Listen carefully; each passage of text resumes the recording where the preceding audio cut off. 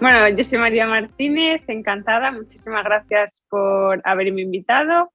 Soy estudiante de doctorado de la Universidad de Alicante y en el último congreso de ISAC tuve la oportunidad de conocer a Cedric, compartimos algunos conocimientos, estudios que estábamos haciendo y demás, y se pusieron en contacto conmigo para mostrar un poco cómo trabajamos y qué es lo que hacemos con deportistas de alto rendimiento. Vengo a enseñaros los procesos, los pasos que hacemos y algunos datos objetivos.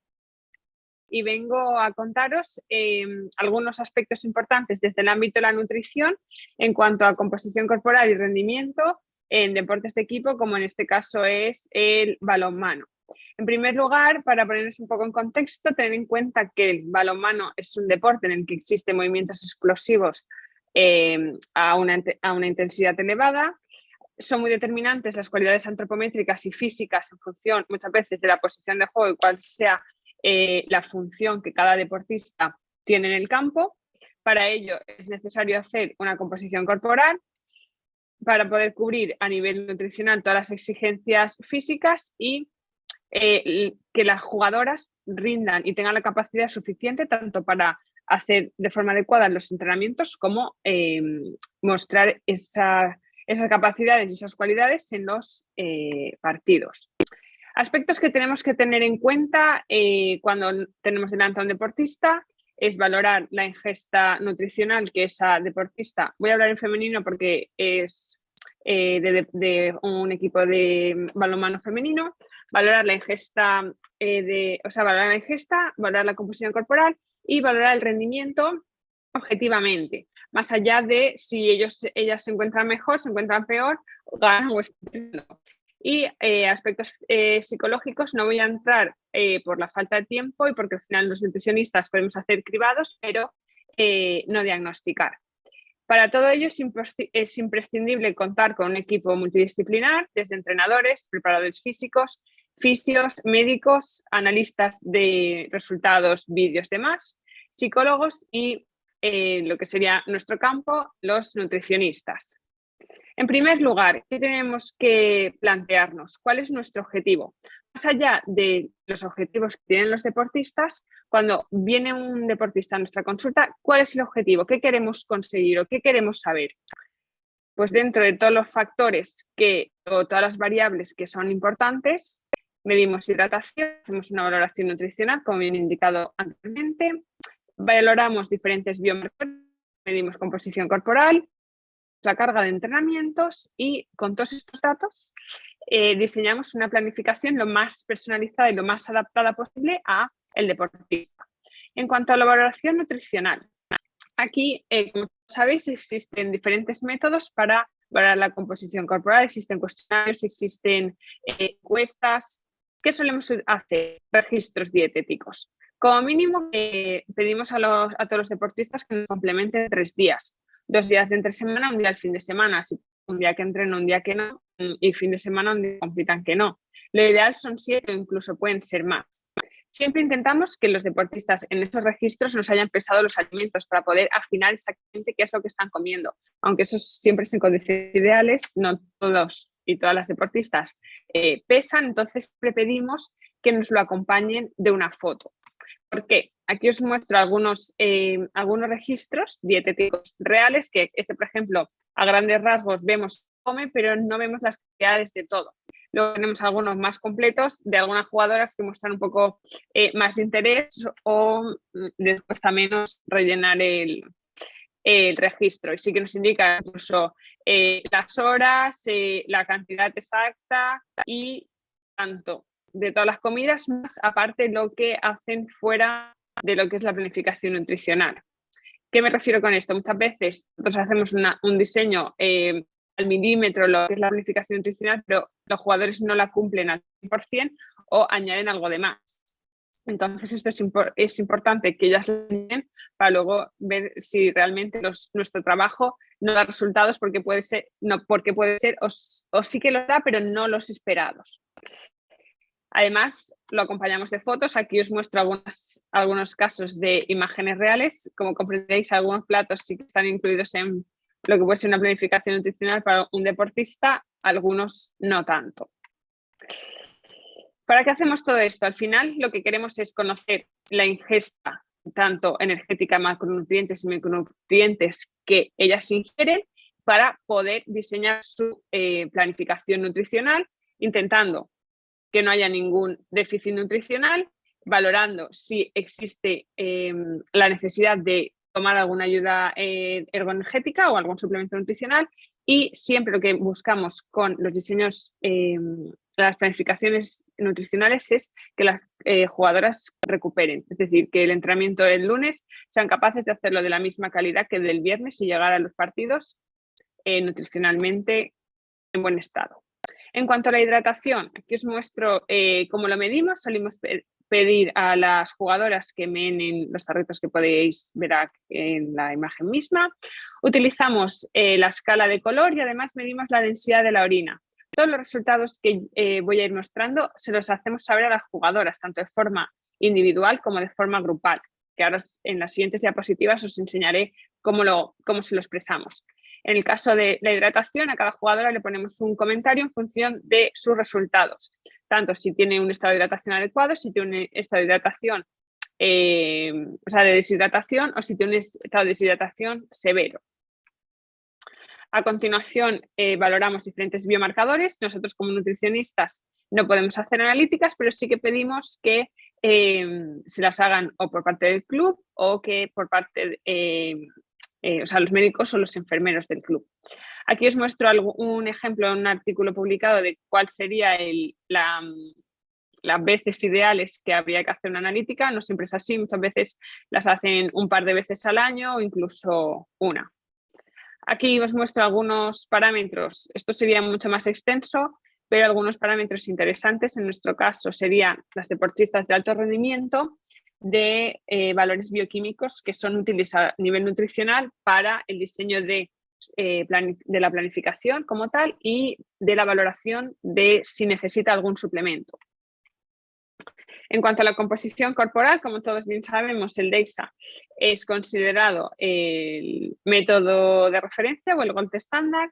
Nosotros ni por infraestructura ni por presupuesto contamos con uno, entonces utilizamos la bioimpedancia desde las formas más sencillas, es decir, 4 sensores, tanto con 2 contactos como 8 sensores con 4 contactos. Este de aquí abajo, no sé si veis la flecha, el que solo se coge con las manos, lo utilizamos mucho, no en este caso en jugadoras de balonmano, sino en algunos deportistas paralímpicos que a la hora de valorar una intervención dietético-nutricional utilizamos el tren superior porque el tren inferior no lo entrenaban. Además, contamos con nuevas tecnologías, como es el caso del BioDi. Nos hace un análisis del cuerpo entero, además la repetitividad es excelente y sí que he de decir, aunque no lo haya puesto, que a nivel en el día a día vemos que los valores de BioDi, o sea, la cantidad de masa muscular esquelética, masa grasa que me saca el BioDi, se parece muchísimo a los valores de antropometría. También a todas las jugadoras les hacemos la antropometría, su método doblemente indirecto, y obtenemos tanto 4 componentes como 5 componentes en función de si les realizamos el perfil restringido o el perfil completo. En cuanto a la carga de entrenamiento, al final necesitamos saber cuando entrenan, si hacen entrenamiento de pista, entrenamiento de fuerza o un entrenamiento específico, si hay alguna jugadora lesionada, porque al final todo esto va a determinar cuáles van a ser sus necesidades tanto calóricas como de diferentes macro y micronutrientes en su día a día. Aquí os muestro, con todos estos datos que ya os he contado, diseñamos la planificación personalizada y sí que tenemos en cuenta algunas diferencias en función de si están entrenando o no están entrenando. Los días de entrenamiento, obviamente, las necesidades son un poquito más altas. Y aquí, bajo a la izquierda, os muestro una representación de un ejemplo de dieta como la presentamos. Además, tenemos en cuenta si la jugadora necesita algún tipo de suplementación, indicamos la dosis, el momento, es decir, el protocolo que debe de seguir, y además prestamos muchísima atención al tema de hidratación. tanto con sales minerales, electrolitos, como con hidratos de carbono antes y después de los entrenamientos. Al final, con todo esto, lo que queremos es garantizar la recuperación de la jugadora. Para eso, cada una necesita un protocolo específico de hidratación, ingesta de carbohidratos, proteína, alimentos antiinflamatorios. En este caso, habría que evitar los proinflamatorios y el descanso. Ahora, aprovecho que me sale aquí el hecho de proinflamatorios porque es muy importante controlar lo que las jugadoras comen cuando van de competición en los hoteles, que ahí hemos tenido durante un tiempo una lucha bastante importante. Respecto al gasto energético, por donde empezamos, al final utilizamos dos métodos para el cálculo de este, que es mediante calorimetría y hacemos una estimación mediante fórmulas, y al final realizamos una media más o menos de todas las fórmulas, el valor que nos sale y los valores de calorimetría.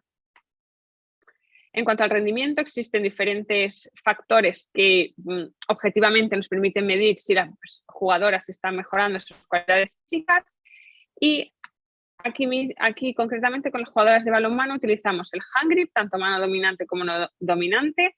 Hacemos los saltos CMJ y Abalakov, que nos permiten medir la distancia de salto y la fuerza y la potencia de las extremidades inferiores.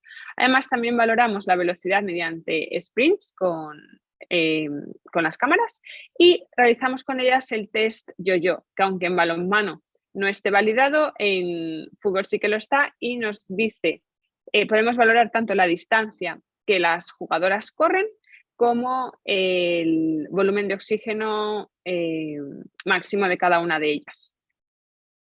En cuanto al informe de resultados, son todos estos datos como los ofrecemos. Aquí os va a ir saliendo un informe individual de todos los datos de bioimpedancia y composición corporal, más además les adjuntamos a todas el informe que el propio BioDi nos señala. Además, en cada intervención hacemos unos informes grupales en el que podemos ver el valor de cada una de las jugadoras y la media del equipo. Al final, esto es muy importante para hacer estrategias tanto a nivel de entrenamiento como nutrición grupales. Además, de esta forma también podemos ver si alguna jugadora se sale un poco más en alguno de los compartimentos y si necesita algo más de atención. Aquí os muestro algunos valores de rendimiento y de composición corporal medido con BioDi de agosto y septiembre. He de decir que solo existen diferencias significativas en Abalakov, han empeorado después de un mes de entrenamiento. Sí que es cierto que las calorías, o sea, el consumo calórico ha aumentado y el ángulo de fase también. Si bien es cierto que si no se encuentran estas diferencias significativas en más compartimentos, es porque la diferencia de tiempo es muy pequeña. Respecto a las pruebas de rendimiento, aquí os muestro un informe individual tanto de las pruebas de salto, CMJ Abalakov, el hand grip, tanto en la mano dominante como no dominante, y algunas pruebas de sprint. Lo mismo hacemos, o sea, con estas pruebas, lo mismo, pero de forma grupal, tanto los valores de cada una de ellas como la medida del equipo. Todas las columnas que vemos vacíos es porque esta temporada la cantidad de jugadoras que hay con cruzados rotos ha sido, para mi gusto, demasiado elevada. Aquí algunos datos más de velocidad y luego del consumo de oxígeno máximo. Lo mismo a nivel grupal.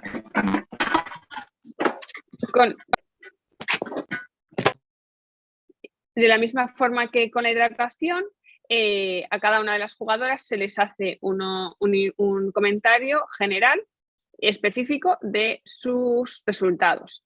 Al final esto lo pueden ver ellas para tener una evolución ellas real de cómo van evolucionando, y tanto para el club saber cada jugadora cuáles son sus resultados y cuáles son las recomendaciones y los comentarios que les hacemos. Aquí os muestro la tabla de correlaciones justo con las medidas que os he mostrado a continuación, y de momento, ¿qué podemos concluir? La distancia de yo-yo recorrida se correlaciona inversamente y además de forma significativa con la masa grasa, es decir, las jugadoras que más porcentaje graso tienen corren menos, o sea, no sé si conocéis el test Yo-Yo, pero al final es un test que hay que responder a una grabación pregrabada y cada pitido tienes que recorrer X metros. Entonces, cuando tú durante 3 veces seguidas no llegas a ese pitido al punto donde toca, tienes que abandonar la prueba. Entonces, las jugadoras que tienen un porcentaje de grasa mayor abandonan antes, y luego también existen correlaciones negativas entre la masa grasa y el hungry.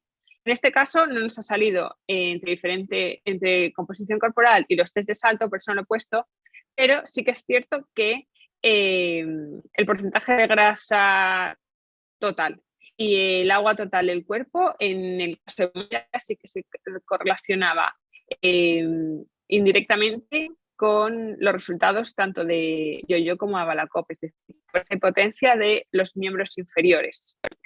Volvemos a lo mismo. Al final, aquí es un análisis correlacional. Si tuviésemos más medidas durante más tiempo, sería posible llegar a conclusiones un poco más sólidas. Vale, Gracias. perdonadme. Repito todo. Bueno, en cuanto a correlaciones, vemos que existen correlaciones negativas entre la distancia total recorrida y el porcentaje de grasa, es decir, a jugadoras que tienen un porcentaje mayor de grasa son las que abandonan antes la prueba y por tanto recorren menos metros. Y también con el hungry pound, aunque esta no era significativa. Respecto a las correlaciones, al final se han realizado de forma transversal de la primera medición que hubo con las jugadoras, y aunque en este caso, y por eso no se muestra, no hubieron correlaciones significativas entre los valores de composición corporal y CMJ ni Abalacop, en jugadoras de balonmano playa de un estudio que hicimos hace breve, o sea, el verano también, sí que hubieron. Entonces, al final, es cierto que es necesaria una muestra, además un poco más grande. Al final un equipo de balonmano lo componen 30 jugadoras para establecer correlaciones, pero si hacemos una revisión de la literatura vemos que es evidente las asociaciones entre porcentajes o mejores, composiciones corporales adecuadas y valores de rendimiento. En cuanto a las conclusiones o qué podemos sacar de toda la información, todas las variables analizadas y todo el proceso que hacemos, tenemos que tener en cuenta que siempre que trabajamos en deportes de equipo, al final no va a haber siempre una tendencia lineal, porque cada jugador o cada jugadora es un mundo, tiene una situación, tiene una adherencia mayor, tiene una adherencia menor, se lesiona más, se lesiona menos o cumple más con la planificación nutricional que otra. Para ello, además, es imprescindible evaluar la composición corporal, porque al final los nutricionistas es la forma más clara de evaluar si verdaderamente las pautas que nosotros estamos dando las están siguiendo y si de verdad lo que estamos proponiendo está funcionando. Para ello es necesario periodo de tiempo un poco más largo. Los datos que os he mostrado antes eran finales de agosto, finales de septiembre, y la última medición ha sido esta semana, pues no me ha dado tiempo a poner los resultados, porque aún ha habido jugadoras que han venido hoy y otros que van a ir viniendo el lunes.